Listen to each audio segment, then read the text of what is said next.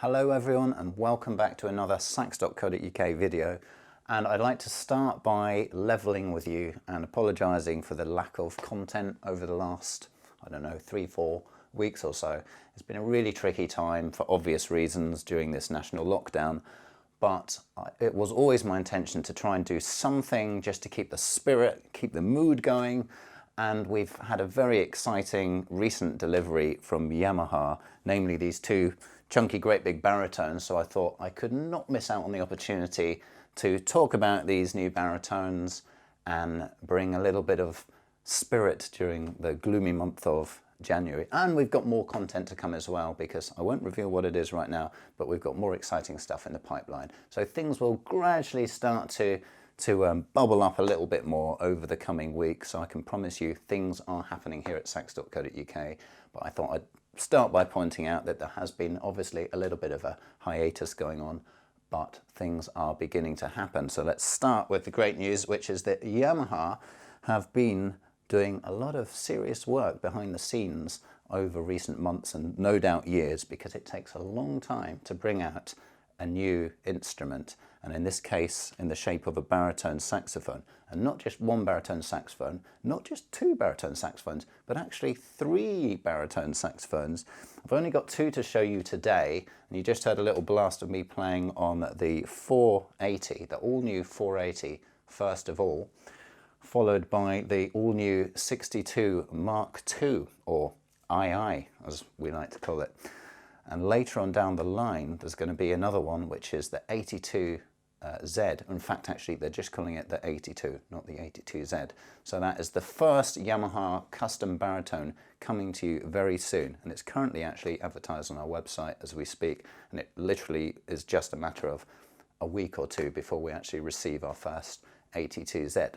Now, the reason I mentioned the whole range of Yamaha baritones is that the way Yamaha operate is they put a lot of emphasis on working within a range and utilizing the features and the research and development that goes into their top models and dressing those down into the lower models. So they call this a top-down design process, and it's a real benefit specifically within Yamaha instruments, because they cover such a vast array of instruments, from the student all the way to the top professional instruments. It really makes sense to use that top research and development and utilize these special skills and put them into the lower instruments.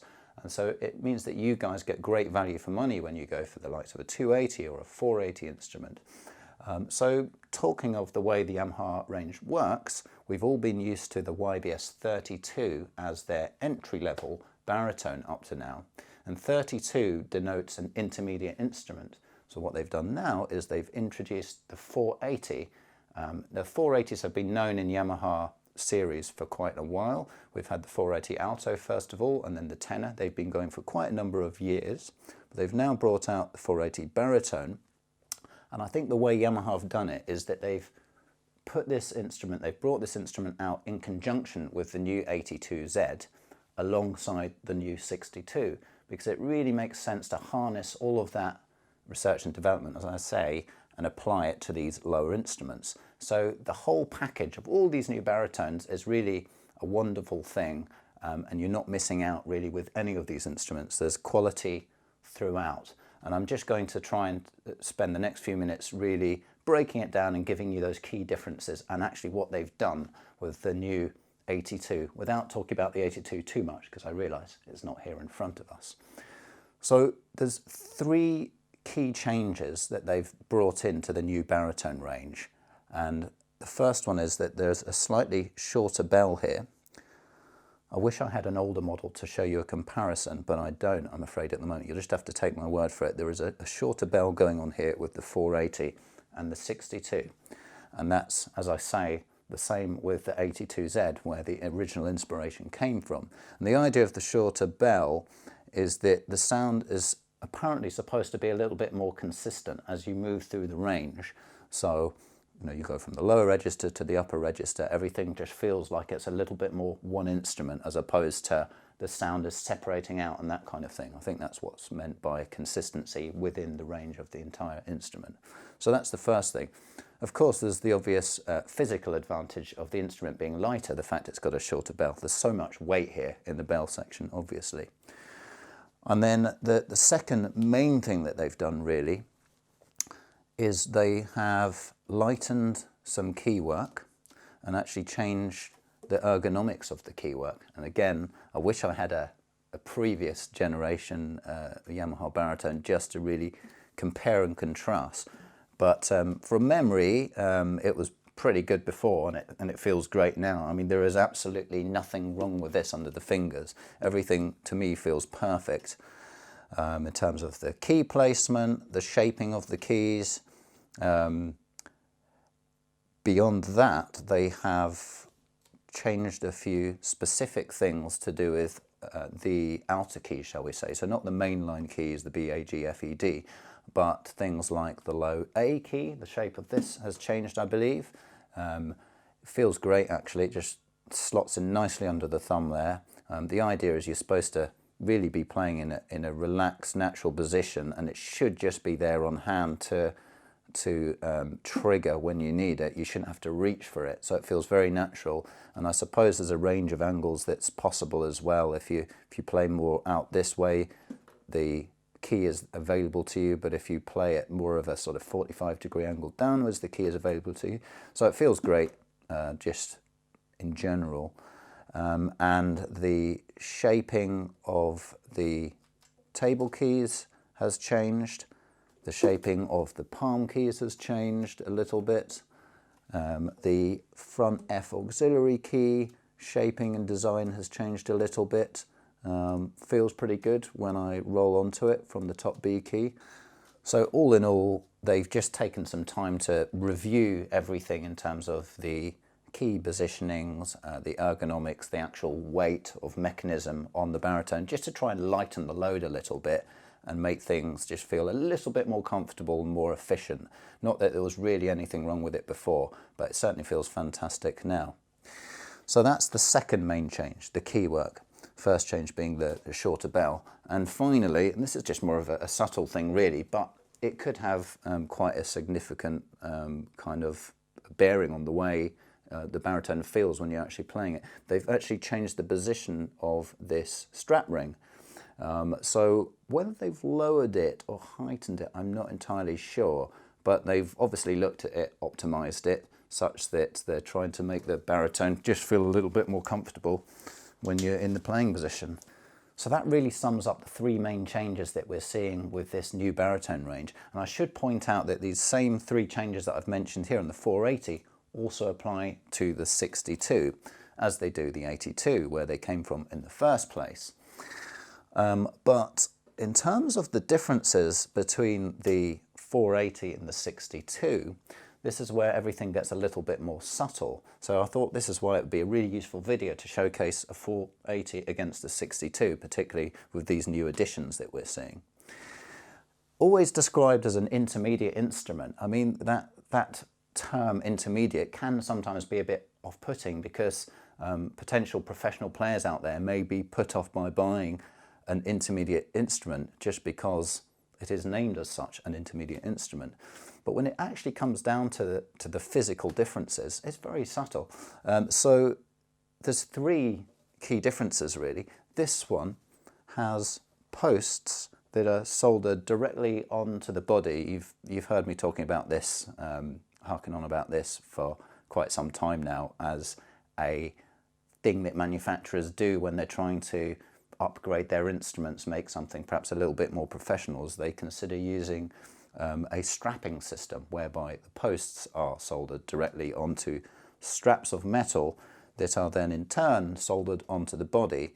Another term for it is integrated posts.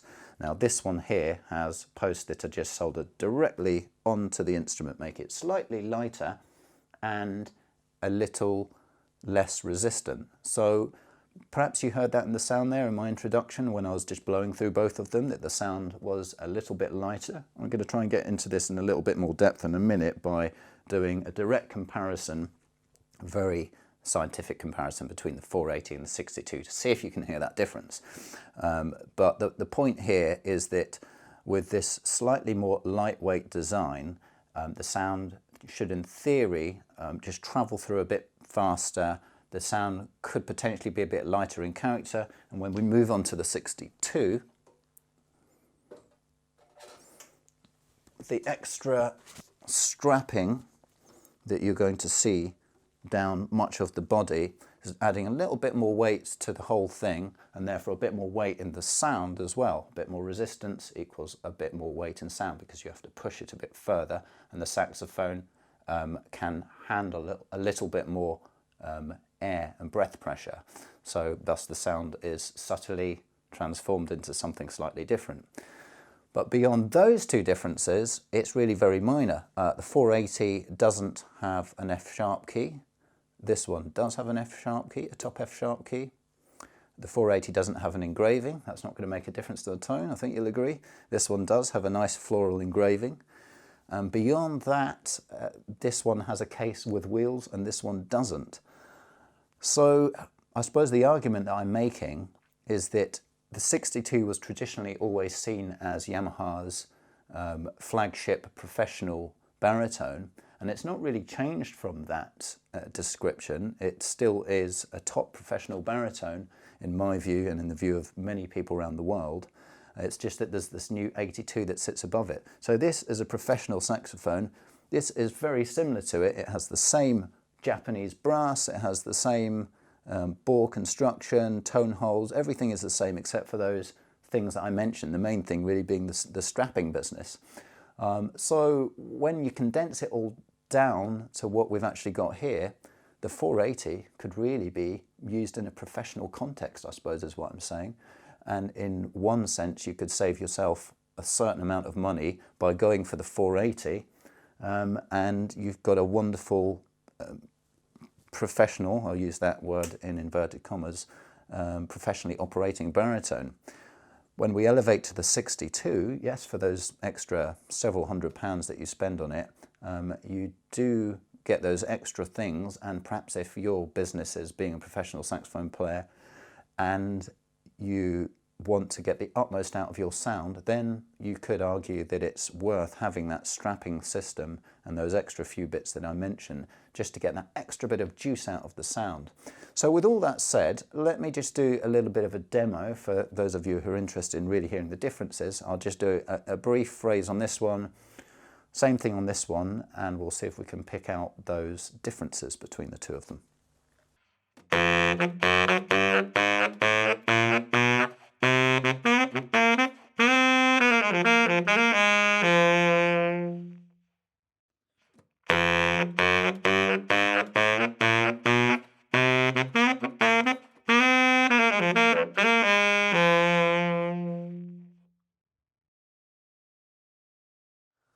There we go. So for me, they're straight out of the same mold. Clearly it's the same sound, that Yamaha solid quality beefy kind of sound, but for my money I'm hearing a little bit more on the power side with the 62. My stand's just broken, so I'm just going to hold it now. I'm hearing a bit more in the higher harmonic end of things, which just adds to the dynamic range. Again, to use that age-old word, subtle, for me it does feel like a subtle thing. We're getting most of the sound in the 480 in the 62, and it really does sound like it's out of the same package, but there's just a little bit more juice, a little bit something extra in the 62. That's to my ears right here and now playing it. So of course I'd be interested to hear what you guys think, how it comes across on the video, but overall, let's just kind of skip the comparison because that's now happened and just talk about the general vibe of these two new baritones from Yamaha. They're simply fantastic. The intonation is all there. I mean, look, I'm not a great baritone player. I tend to pick them up when I have to do a video like this. So I had about half an hour on these two before putting this video out today. And the last time I played a baritone was probably when I did some foolish Christmas video and I had to play for 5 seconds on it a few months ago. But I give it my best shot, and I suppose the point I'm making is that I stick on this Jody Jazz mouthpiece, which is a pretty nice tasty mouthpiece. On the brighter side, very punchy, good mouthpiece. Stick it on a baritone like these two new wonderful Yamaha baritones and they just work perfectly. And I suppose there is the message that when you've got really great gear like this, it just works naturally by itself. You don't have to scratch your head and come back to it an hour later and do more warming up. You know, the intonation is there, the response is there. They are just brilliant baritones, quite frankly. And it was just very interesting to see those subtle differences between these two new models. And I can't wait for the new 82 to come out just to see what extra cream they can deliver with that new custom instrument. So that's me, over and out. I bring you these two wonderful new baritones from Yamaha, and I will see you on the next one.